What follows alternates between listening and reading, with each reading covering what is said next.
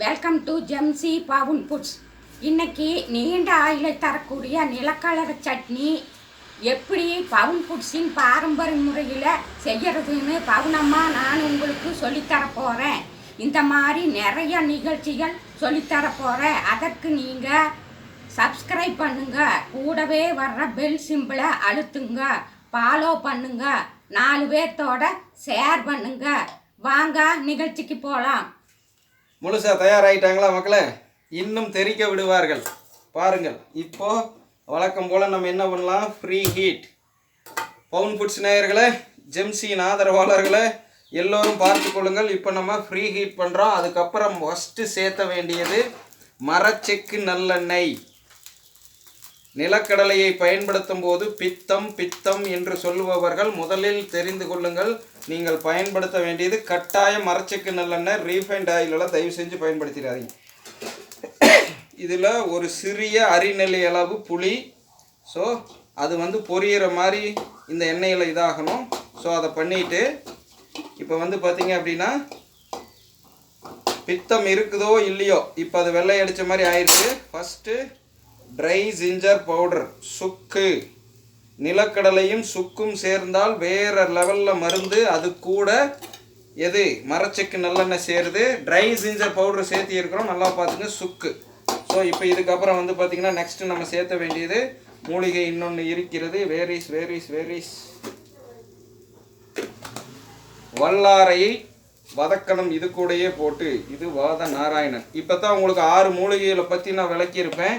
So இது வரைக்கும் பார்க்காதவங்க பார்த்து கொள்ளுங்கள். வல்லாரை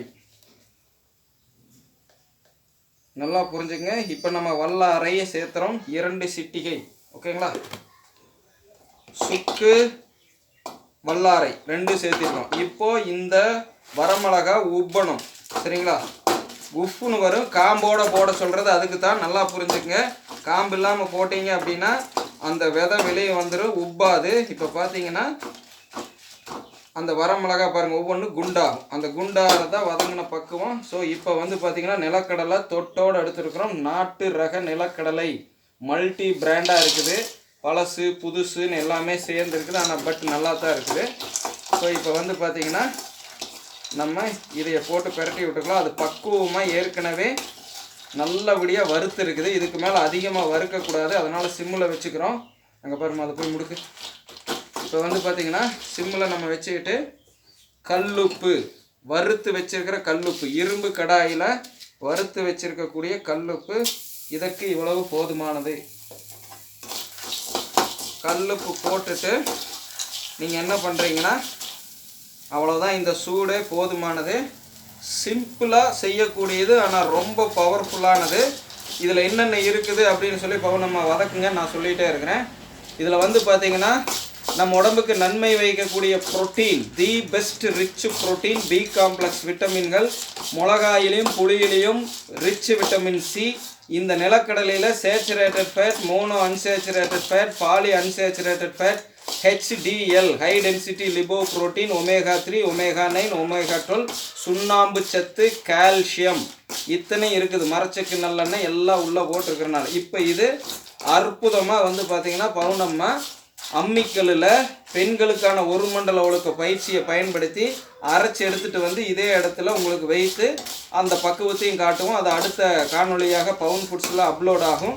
நம்ம குடும்ப உறவுகள் உங்களுக்கு பக்குவத்தை காட்டுறதுக்காக லைவில் வரும். ஏற்கனவே இவங்க அரைக்கிறதெல்லாம் ஆசனமாக நம்ம காண்பித்திருக்கிறோம்.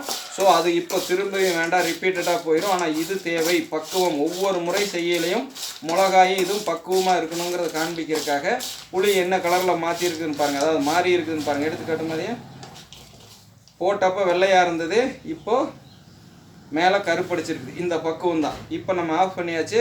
ஆற விட்டதுக்கப்புறம் பவுனம்மா முதல்ல இங்கே வைங்களேன், இந்த புளியையும் இங்கே பாருங்கள், இந்த வரமிளகாயும் எல்லாத்தையும் எடுத்து, இந்த உப்பு நிலக்கடலை மட்டும் தனியாக இருக்கட்டும். முதல்ல இதை மட்டும் வச்சு மை மாதிரி தண்ணி வச்சு அரைச்சிடணும்.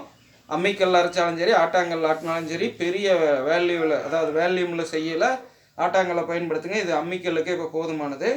ஸோ அதை முதல்ல மை மாதிரி அரைச்சிட்டு அதுக்கப்புறம் இதை கூட வச்சு அரைங்க.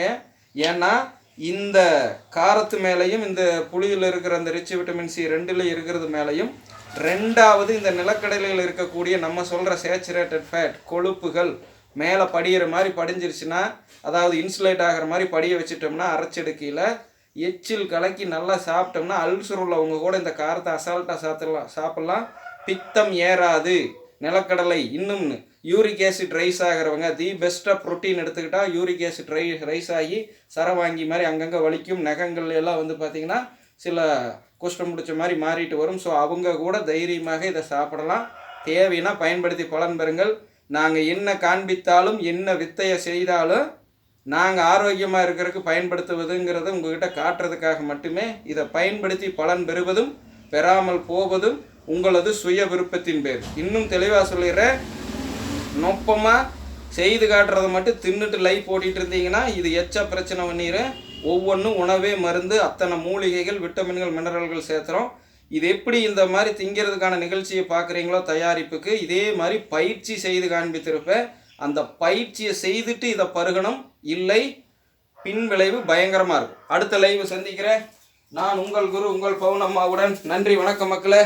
தொடர்ந்து ஆதரவை அள்ளித்தாருங்கள். உணவே மருந்தாக நீங்களும் தயாரித்து கொண்டு வீட்டில் இருந்தபடி ஆரோக்கியமாக நீண்ட நாட்கள் பூர்ணாயில் வாழ்வாங்கு நீண்ட இளமையுடன் வாழலாம். நீங்கள் மட்டுமல்ல, உங்களது குடும்பம் மட்டுமல்ல, உங்களது வருங்கால சந்ததியினரும் தான். நன்றி மக்களே. வழக்கம் போல் பவுனம்மா சொல்லி முடிங்க. எல்லோரும் இயற்கையோடு இணைவோம், இன்பமாய் வாழ்வோம். நான் உங்கள் பவுனம்மா. நன்றி, வணக்கம்.